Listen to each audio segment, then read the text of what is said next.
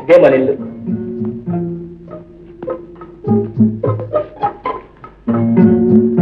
ఇది ఇల్లా? కాదు, ఇది ఇల్లు కాదు. కాపురం ఉండగలిగే వాళ్ళకి ఇది స్వర్గం, ఉండలేని వాడికి వట్టి గొడ్లపాలు. ఇక్కడ ఉన్నంతకాలం నువ్వేమనుకుంటే అదే అవుతుంది.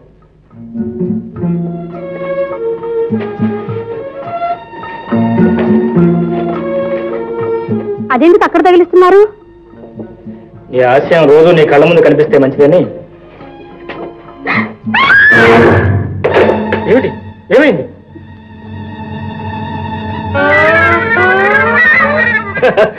పంది కుక్క భయపడే, అదేం చెయ్యి. ఇలాంటి ఇళ్లలో ఉండేవారికి అలాంటి ప్రాణంతోనే స్నేహం. కొత్త మెంబర్ వచ్చావు కదా, చూచిపోదామని ఇచ్చా. చెప్తాను.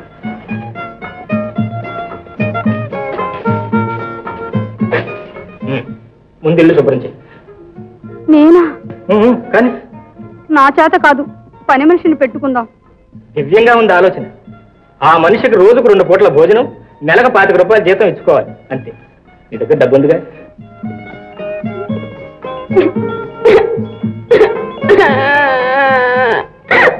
ఎందుకు ఏడుస్తావు? పని మనిషిని పెట్టుకోవడానికి డబ్బు లేదు, మన పని మనం చేసుకోవడానికి నామోషి. మీ దగ్గర కూడా డబ్బు లేదా? అయితే పూట భోజనం ఎట్లా? ఆకలి మండిపోతుంది. ఓపిక ఉంటే వంట చేసుకోవచ్చు, కావలసిన సామాన్లన్నీ సిద్ధంగా ఉన్నాయి. ప్రతిదానికి ఏడుపు ఒకటి నేర్చుకున్నాం. మరేం చేయమంటారు? నాకు వంట రాదే. లేదు, మా అమ్మే నేర్చుకోలేదు.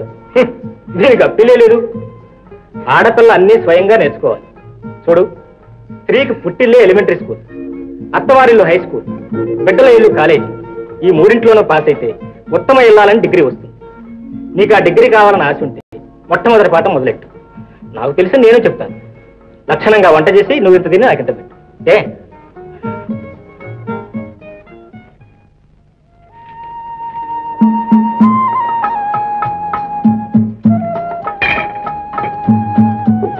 అదేంటే కాలు పుట్టుతున్నావు? నడిచి నడిచి కాళ్ళు బొబ్బులు. ఇంత డబ్బు ఆర్జిస్తున్నావు కదా, 2 రూపాయలు పారేసావు, చెప్పు జత కొనుక్కోకూడదు? వద్దులేండి, పారేసిన డబ్బులు చాలు. చెప్పుల కోసం దుబారా చేసే తలబిరుస్తాడో పోయింది. అదేంటో, ఏ గుడ్డ కట్టినా, ఏ చెప్పు తొడిగినా ఈ దేహం ఒకనాడు విరిగిపోయే మట్టి బొమ్మేగా. అబ్బో అబ్బో, ఇంతలోనే అంత వైరాగ్యం అంటే? అవునండి, ఒళ్ళుపై తెలియని రోజుల్లో మహారాణిలాగా చెలాయించాను. ఇప్పుడున్న ఈ సుఖం కానీ మనశ్శాంతి కానీ ఆనాడు లేదు. పేదరికమే పెద్ద గురువు. కోట్లకి విలువైన మాట అన్నావు. ఉన్న రోజుల్లో ఒక్క పూటైనా నీ చేతి మీదుగా వెళ్ళాను తిన్నాను. ఇప్పుడు చూడు, 30 రన్ను ముక్కు దాకా పడుతున్నాను. చాలండి, దిష్టి తగ్గుతుంది. ఆర్భాటం ఏమిటి? ఏ మహా తింటున్నారే? 1/2 సేరు బియ్యం వారిస్తే మీరు నేను తినగా ఇంకోటి మిగులుతా ఉంది. మిగిలినదే అలా మిగిల్చే చెయ్యి, చల్లని చెయ్యి. ఏమిటి, నాదే చల్లని చెయ్యి అయితే మన సంసారం గతికొచ్చేదే కాదు. పిల్లలు ఎలా ఉన్నారో ఏమిటో. వాళ్ళకేమే గడుసు, వాళ్ళు ఎలాగైనా బ్రతుకుతారు. శారదా, ఇది కన్న మమకారం గాని వాళ్ళు నేను ఎప్పుడో మర్చిపోయి ఉంటారు. ఆ తప్పు వాళ్ళది కాదండి, నాది. శారదా, ఏంటే ఏడుస్తున్నావా? లేదండి, కన్న కడుపు కదా, ఎలా గుండె రాయి చేసుకోగలను.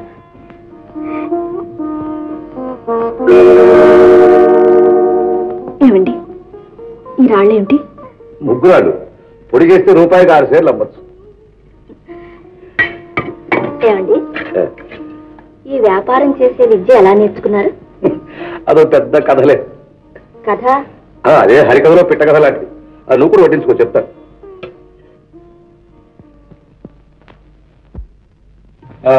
చూడు, 2 దోశలు బియ్యం తీసుకుని ఈ పొయ్యిలో పెట్టు. గోవిందా గోవిందా, బియ్యం మట్టిలో పోసావు. అట్లా కాదు. మరేం చేయాలి? ఆ పాత్ర లేవు. ఇప్పుడు దీనిలో 3 గిద్దెలు నీళ్లు పోసి 2 గిద్దెలు బియ్యం పోయాలి.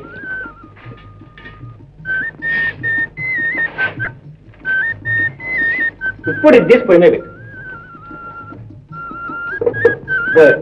ఇప్పుడు ఈ బెండకాయలు అంగుళానికి ఒక ముక్క చుట్టుకుంటారుగా.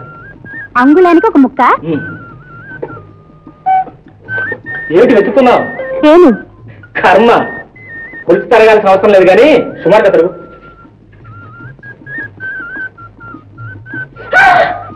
ఏమైంది? చూసుకున్నావు అనుకుంటూనే ఉన్నా కొంత ముంచుతావు. పర్వాలేదు, ఒకసారి తెగితే గాని వంట బాగా పర్వాలేదు. కూరగాయలు నేను తరుగుతాను కానీ ఈ ఉల్లిపాయలు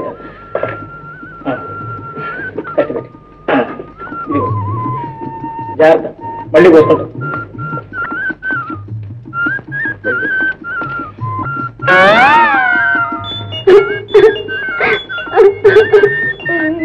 ఏమిటి మళ్ళీ ఏమొచ్చింది? ఉల్లిపాయ తరుగుతుంటే ఆ గటికి కళ్ళ నుండి నీళ్ళు వచ్చాయి. అయితే మంచిదే. ఉల్లి చేసిన మేలు తల్లి కూడా చేయదంట. కళ్ళల్లో ఏదైనా దోషం ఉంటే కొట్టుకుపోతుంది. చూడు చూడు, అన్నం ఉడికినట్టు.